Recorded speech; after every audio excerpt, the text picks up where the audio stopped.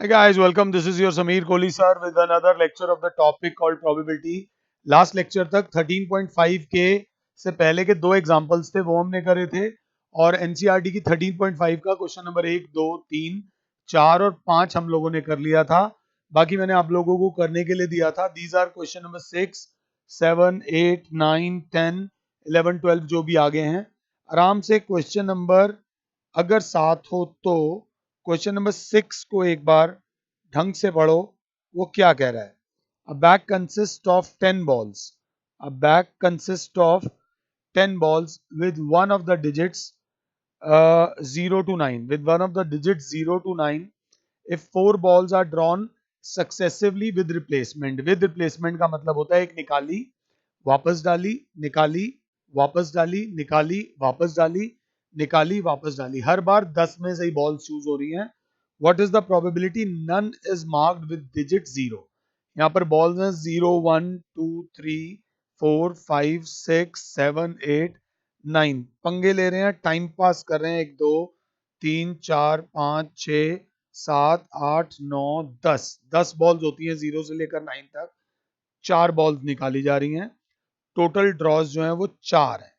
वो कह रहे हैं 4 बार निकाली और व्हाट इज द प्रोबेबिलिटी एक भी बार जीरो वाली नहीं आई. एक भी बार जीरो वाली नहीं आई. माना पी ले लेता हूं मैं जीरो वाली को आने का. 1/10 getting ball marked 0. Getting ball marked 0.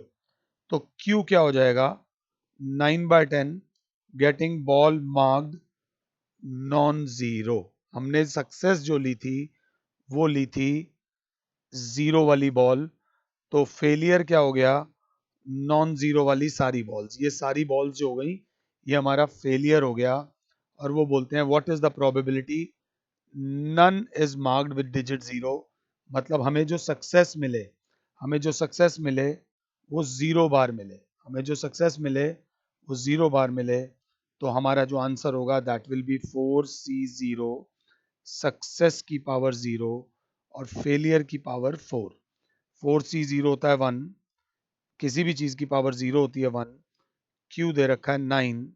तो 9 को लिख दो 0.9 की पावर 4. तो आपका जो आंसर है वो हो जाएगा 0.9 की पावर 4. मेरे सामने बुक है, उन्होंने 9/10 की पावर 4 लेकर ये करा हुआ है. आराम से देख लेना, कोई जल्दी नहीं है. What is the problem in probability कि सब समझ आ जाता है.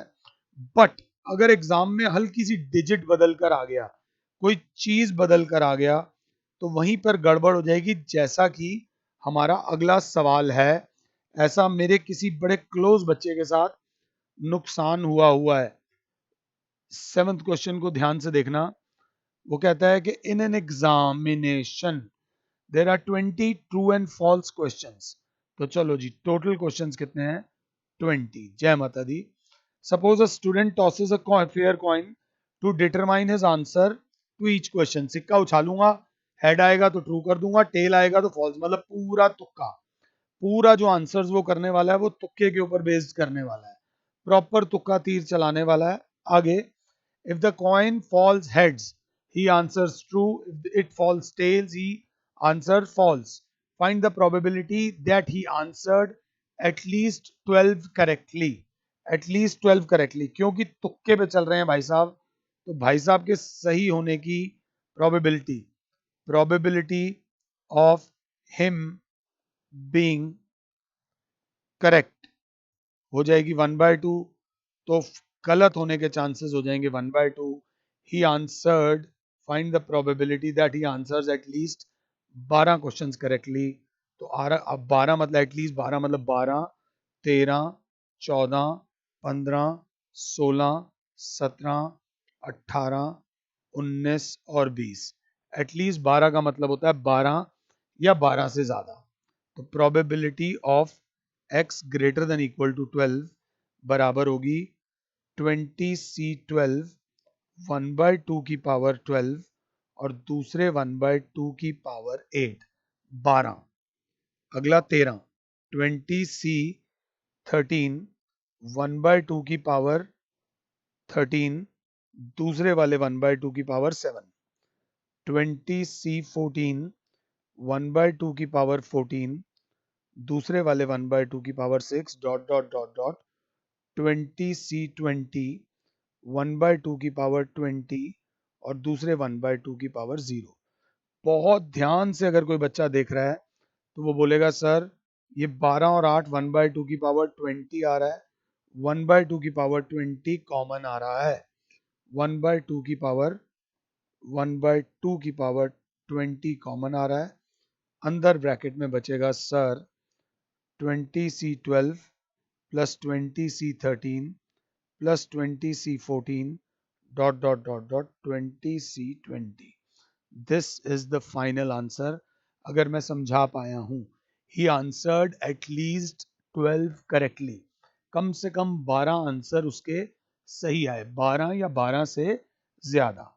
अगला क्वेश्चन बहुत प्यारा है, मैं लास्ट में कराऊंगा, मतलब इस पेज का लास्ट होगा। पहले आप लोग 9th क्वेश्चन पे ध्यान दीजिए। क्वेश्चन नंबर 9 क्या कहता है?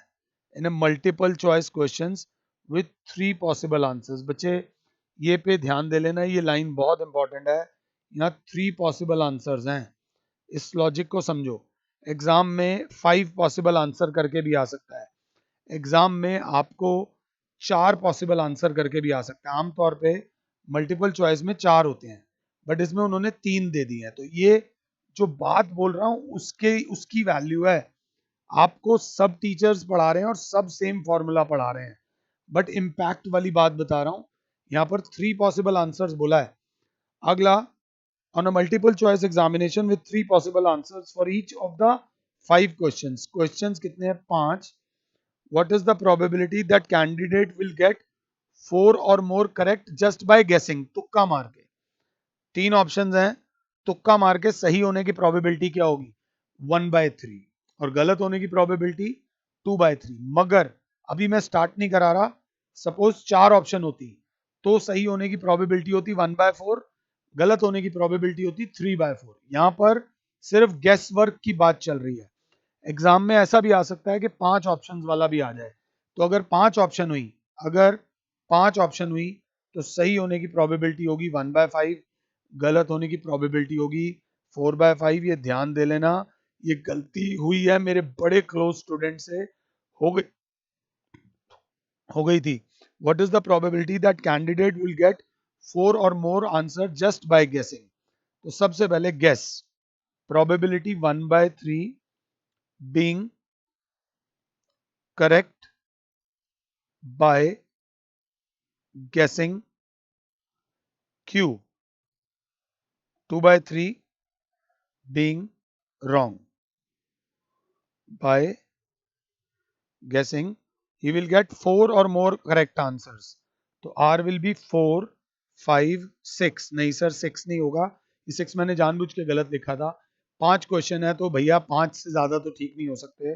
तो प्रोबेबिलिटी ऑफ इवेंट इस केस में आ जाएगा 5C4 सक्सेस की पावर 4, फेलियर की पावर 1, 5C5 सक्सेस की पावर 5, फेलियर की पावर 0, 5C4 1/3 की पावर 4 इंटू 2/3 प्लस 5C5 1/3 की पावर 5 और 2/3 की पावर 0। अब उन्होंने किस तरीके से लिखा हुआ है, हम आपको उस तरीके से आंसर दे देते हैं। This is question number 9। उन्होंने पूरा सॉल्व किया हुआ है। 5C4 होता है 5 इंटू 1/81 इंटू 2/3, 5C5 होता है 1 इंटू 1/243 और ये तो होता है 1। तो अगर देखेंगे तो एलसीएम आ जाएगा 243 और ऊपर है 5 2 ज़ा 10 प्लस 1। तो योर आंसर इज 11/243। ये सारी कैलकुलेशन भाई साहब आपकी हैं, कैलकुलेशन पे ध्यान दे लीजिएगा। कैलकुलेशन कोई नहीं कराएगा, कैलकुलेशन आपको खुद को ही करनी पड़ेगी। अगला सवाल अच्छा है, मैं चाहूंगा मुझे पॉज करो और एक बार खुद से अगला सवाल कर लो। अच्छा क्वेश्चन है, ध्यान देने वाला क्वेश्चन है। वो क्या बोलते हैं, बायनोमियल में बिल्कुल आराम आराम से चलना, कोई जल्दी नहीं है, समझने में जल्दबाजी मत करो, बाकी हर चीज में कर लो भले ही। वो कहते हैं a person buys a lottery tickets in 50 lotteries in which each of his chance winning a prize is 1/100। Probability जीतने की 1/100 है, प्राइज आने की, तो ऑटोमेटिकली क्यू हो जाएगा 99/100 नॉन प्राइज, प्राइज ना आने की। What is the probability he will win at least once, exactly once, at least twice? ध्यान दे लीजिएगा, टोटल जो लॉटरी है वो 50 है, पहले में बोल रहे हैं एटलीस्ट वंस, तो यहाँ पर ए वाले पार्ट में जो आर की वैल्यू है 1 2 3 4 ... 50 है। अगर पूरे पेपर में कुछ ना आता हो तो इसी को लंबा लंबा कर देना, तो probability of at least once बराबर हो जाएगी 1 minus probability of no prize, zero कर दो क्योंकि 1 के अलावा एक जीरो ही नहीं है, तो 1 माइनस 50C0, प्राइज की पावर 0 और ना जीतने की पावर 50, तो 1 माइनस ये 1 होता है, ये भी 1 होता है, क्यू है 99/100 की पावर 50। इसी तरीके से पीछे दिया हुआ है, एक बार चेक कर लेना। सेकंड में बोल रहा है एग्जैक्टली वंस, पार्ट बी में एग्जैक्टली वंस मतलब R1 है, एग्जैक्टली वंस मतलब 50C1 इंटू सक्सेस की पावर 1, फेलियर की पावर 49, 50C1 होता है 50 if I am not wrong, into जीतने का है 1/100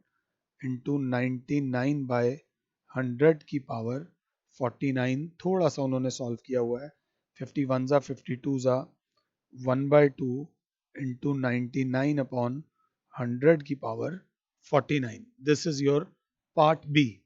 अब पार्ट सी मैं कहता हूं आप लोग खुद करो, एटलीस्ट ट्वाइस, एटलीस्ट ट्वाइस का मतलब होगा आर की वैल्यू 2 3 4 ... 50 तक, 2 से लेकर 50 तक सारी वैल्यूज ले लो, तो इसको ये ना करके probability of at least twice जब बोला है तो 1 minus probability of 0 minus probability of 1, 1 और 0 माइनस कर दो, एटलीस्ट ट्वाइस बोला है, तो 1 माइनस 50C0, सक्सेस की पावर 0, फेलियर की पावर 50, माइनस 50C1, सक्सेस की पावर 1, फेलियर की पावर 49। बच्चा बोलेगा ये वाली वैल्यू आपने निकाली हुई है, 1 माइनस 50C0, 50C0 की वैल्यू थी 99/100 की पावर 50, माइनस एटलीस्ट वंस वाली भी निकाली हुई है 1/2 इंटू 99/100 की पावर 49। थोड़ी सी हमने चलाकी चला दी, तो ये 1 माइनस 99/100 की पावर 49 कॉमन आ गया, अंदर बचा 99/100 प्लस 1/2, इसमें एलसीएम लेकर आप इसे सॉल्व कर दीजिएगा, आपका आंसर आ जाएगा अगर आप साथ हैं तो। That is your final answer. इस क्वेश्चन को देख लो। ये करने के बाद इस पेज का question number 8, question number 8 important नहीं है, बहुत बहुत बहुत ज्यादा इंपॉर्टेंट है, क्योंकि गुम चोट देता है, लिखा बहुत कम हुआ है और पूछा बहुत ज्यादा हुआ है। ध्यान से देख लेना प्रेजेंटेशन में, एक बार क्वेश्चन नंबर 8 खुद से देख लो, खुद में ही बहुत बड़ी चीज है वो।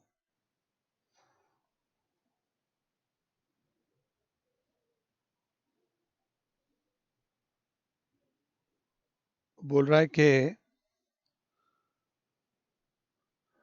वो suppose x has a binomial distribution, x has a binomial distribution b 6,1/2। इसका मतलब क्या होता है?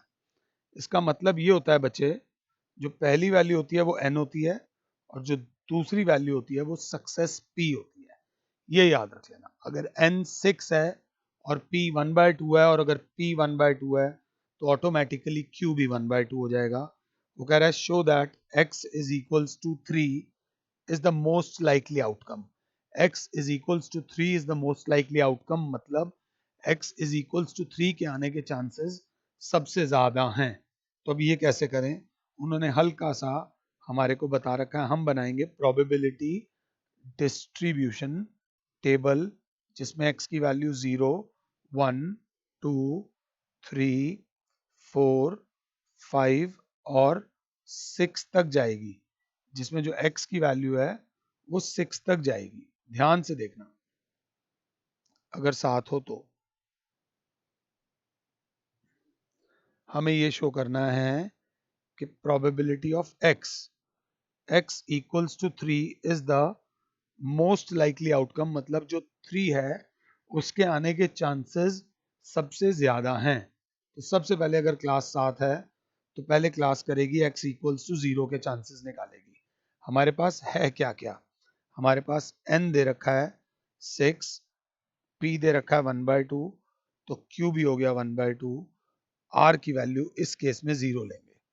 r इज इक्वल टू 0 के केस में हो जाएगा 6c0 1/2 की पावर 0 और दूसरे 1/2 की पावर 6। अगर क्लास 7 है तो 6c0 भी 1 होता है, ये भी 1 होता है, ये आंसर आ गया 1/2 की पावर 6। तो यहाँ आ जाएगा 1/2 की पावर 6। मेरी रिक्वेस्ट है कि मुझे पॉज कर दो और बाकी सारे पार्ट्स इसके खुद से करो। ये था r इज इक्वल्स टू 0 वाला। अब r इज इक्वल्स टू 1 वाले में जो हो जाएगा वो हो जाएगा 6c1 1/2 की पावर 1 और दूसरे 1/2 की पावर 5। 6c1 होता है 6 इंटू 1/2 की पावर 6, तो 6 इंटू 1/2 की पावर 6।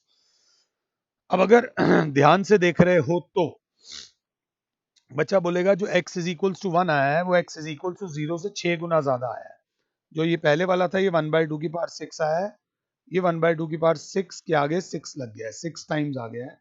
अब इससे अगला पार्ट, थर्ड पार्ट जब हम करेंगे तो हम लेंगे r की वैल्यू लेंगे 2, तो वो हो जाएगा 6c2 1/2 की पावर 2 और दूसरे 1/2 की पावर 4। 6c2 होता है 6 factorial upon 2 factorial into 4 factorial, तो वो होता है 15। तो जो फाइनल आंसर आएगा वो आएगा 15 इंटू 1/2 की पावर 6। अगर मैं गलत नहीं हूं तो 6 इंटू 5 30, हाँ जी बिल्कुल 15 टाइम्स 1/2 की पावर 6। अब अगला 3, r इज इक्वल्स टू 3 जब निकालेंगे तो 6c3 1/2 की पावर 3 इंटू 1/2 की पावर 3। 6c3 होता है 6 factorial upon 3 factorial, 3 factorial 6 into 5 into 4 upon 3 factorial होता है, 3 2 जा 6 से ये चला जाएगा, ये आ जाएगा 20 टाइम्स 1/2 की पावर 6। अब आप देख सकते हो सबसे ज्यादा वैल्यू जो आ रही है वो इसकी आ रही है। अगले वाले में आप निकालोगे r इज इक्वल्स टू 4, फिर निकालोगे r इज इक्वल्स टू 5 और फिर निकालोगे r is equals to 6। Class बोलेगी r is equals to 6। r is equals to 4 में हो जाएगा 6c4 1/2 की पावर 4 दूसरे 1/2 की पावर 2। 6c4 जो होता है वो होता है 15 और 1/2 की पावर 6, ये आ जाएगा 10 इज 6 इंटू 1/2 की पावर 6 और लास्ट वाला हो जाएगा 1/2 की पावर 6। ये सारी कैलकुलेशन जब आप करोगे तो आप खुद देख सकते हो, यहाँ 1/2 की पावर 6 है, यहाँ 6 टाइम 1/2 की पावर 6 है, यहाँ 15 टाइम्स 1/2 की पावर 6 है, यहाँ पर 20 टाइम्स 1/2 की पावर 6 है। Therefore x is equals to 3 is the most likely outcome. Most likely outcome मतलब उसकी प्रोबेबिलिटी सबसे ज्यादा है, निम्नलिखित में से सबसे ज्यादा प्रोबेबिलिटी जो है वो उसकी है। आई होप कि मैं आपको ये समझा पाया हूं। ये क्वेश्चन नंबर 6 से लेकर 10 था। 6 से लेकर 10 तक जाने के बाद हमारे पास आते हैं 11 से लेकर 15। ये बहुत बड़ी चीज नहीं है। 15वें क्वेश्चन को अगर हम देखें, the probability that a student is a non swimmer, non swimmer is 1/5।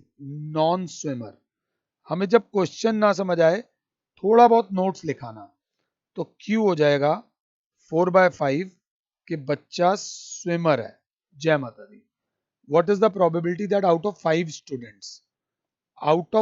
Students n is 5, 4 are swimmers. 4 are swimmers का ऑटोमेटिक मतलब हो गया, 4 आर स्विमर मतलब 1 नॉन स्विमर।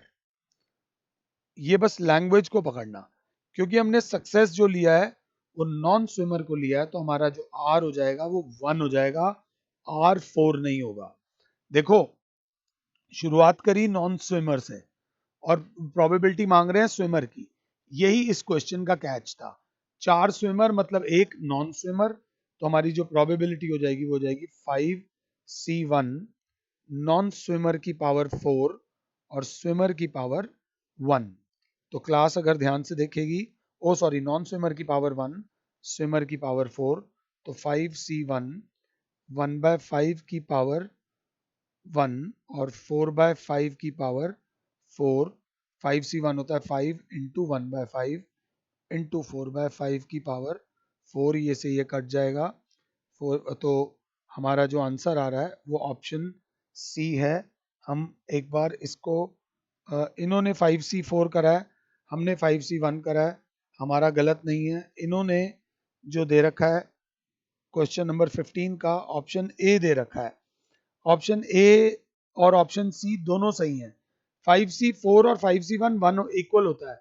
हमने नॉन स्विमर को सक्सेस मान के चले हैं, इन्होंने सक्सेस उसको मानी है, तो तुम्हें घबराने की जरूरत नहीं है, बिल्कुल क्लियर होके चलना। अगला question number 14, a box contains 100 bulbs out of which 10 are defective. अगर ध्यान से देखें, यहीं पे जगह थोड़ी सी बना के चलें, तो 100 बल्ब्स हैं, डिफेक्टिव की प्रोबेबिलिटी 1/10, डिफेक्टिव तो नॉन डिफेक्टिव हो गए 9/10 नॉन डिफेक्टिव। पहले यहां तक लिख लो, probability that out of 5 none is defective, एक भी डिफेक्टिव नहीं है। नन इज डिफेक्टिव मतलब 100c0, डिफेक्टिव की पावर 0। ओ एन ओ सॉरी, 5 बल्ब ड्रॉ करें, 5 बल्ब ड्रॉ करें, 5c0 डिफेक्टिव की पावर 0, नॉन डिफेक्टिव की पावर 5। 5c0 होता है 1 इंटू 1, नॉन डिफेक्टिव 9/10 की पावर 5, 9/10 की power 5। Option C is the correct answer. पीछे भी ऑप्शन सी ही दे रखा है, आराम से देख लेना, कोई जल्दी नहीं है। अगला क्वेश्चन नंबर 13 देख लो, it is known that 10% of the certain articles are defective. Same वही है क्वेश्चन नंबर 13, 10% आर डिफेक्टिव, तो 10/100 इज इक्वल्स टू 1/10 डिफेक्टिव हैं, तो ऑटोमेटिकली Q 9/10 नॉन डिफेक्टिव हो जाएंगे। What is the probability then in random sample of 12 such articles, 12 articles हैं, 9 are defective. Are defective आपने success ली थी, तो आर सीधा सीधा 9 होगा, लैंग्वेज में कोई बदलाव नहीं होगा। यहां पर ये भी सही था, ये भी सही था, 15th वाले में घबराना नहीं, बिल्कुल पूरे मार्क्स मिलेंगे आपको, कहीं कुछ नहीं जाएगा। तो ये हो जाएगा 12c9 डिफेक्टिव 1/10 की पावर 9 और 9/10 की power 3। Let me check question number 13, इन्होंने पूरा सॉल्व किया हुआ है, 9 की पावर 3 आ रहा है, नीचे 10 की पावर 12 आ रहा है, इन्होंने पूरा सॉल्व किया हुआ है। आप भी एक बार सॉल्व कर लीजिएगा क्वेश्चन नंबर 13। 13 के बाद आता है 12, find the probability of throwing at most 2 sixes in 6th throw of a single die. ये एक लैंग्वेज वाले जो होते हैं ना, एक लाइन वाले क्वेश्चन, ये ज्यादा हिम्मत तोड़ सकते हैं। 6th throw of a single die, 6 बार डाइस को फेंका जाए, गेटिंग अ 6 बोला है, 6 आने की प्रोबेबिलिटी 1/6 होती है, गेटिंग 6, तो Q will be 5/6। At most बोला है, तो एट मोस्ट 2 sixes मतलब R की वैल्यू 2, 1 और 0, ज्यादा से ज्यादा 2, तो 2, 1 और 0, तो हमारी जो प्रोबेबिलिटी होगी that will be 6c0, success की पावर 0, फेलियर की पावर 6, 6 प्लस 6c1 सक्सेस की पावर 1, फेलियर की पावर 5, 6c2 सक्सेस की पावर 2, फेलियर की पावर 4। ये होता है 1 इंटू 1 इंटू 5/6 की पावर 6 प्लस 6 इंटू 1/6 इंटू 5/6 की पावर 5 प्लस 6c2 जो होता है 10 होता है। अभी हमने करा था 6 5 जा, एक बार देख लेते हैं, 6 factorial upon 4 factorial into 2 factorial, तो 6 5 से 30 15 होता है। 15 इंटू 1/6 की पावर 2 और 5/6 की पावर 4। लेट मी चेक क्या आंसर आ रहा है। क्वेश्चन नंबर 12 12 12 12 इसको उन्होंने पूरी तरह सॉल्व किया हुआ है। आप भी एक बार पूरी तरह सॉल्व कर दीजिएगा, मार्क्स आपके हैं। ये करने के बाद हमारे पास बचता है question number 11। Find the probability of getting 5 exactly twice in 7th throw of a die. आराम से देखना, 7th throw of a die है, 5 आने की प्रोबेबिलिटी 1/6 होती है। गेटिंग अ 5, तो Q हो जाएगा 5/6 नॉन 5, और find the probability of getting 5 exactly twice. R is equals to 2, तो that will be 7C2 1/6 की पावर 2 और 5/6 की पावर 5। मैं चेक कर लूं क्या दिया हुआ है एग्जैक्टली इसको बस थोड़ा सा उन्होंने आगे सॉल्व किया हुआ है, आप भी इसे सॉल्व कर लीजिएगा। ये करने के बाद हमारी 13.5 एनसीईआरटी की 13.5 पूरी खत्म होती है। इस एक्सरसाइज को ध्यान से देख लेना। इन द नेक्स्ट लेक्चर मैं आप लोगों के साथ प्रोबेबिलिटी की मिसलिनियस के एग्जांपल्स डिस्कस करूंगा। फिलहाल के लिए और Sameer sir is saying you good bye. God bless all.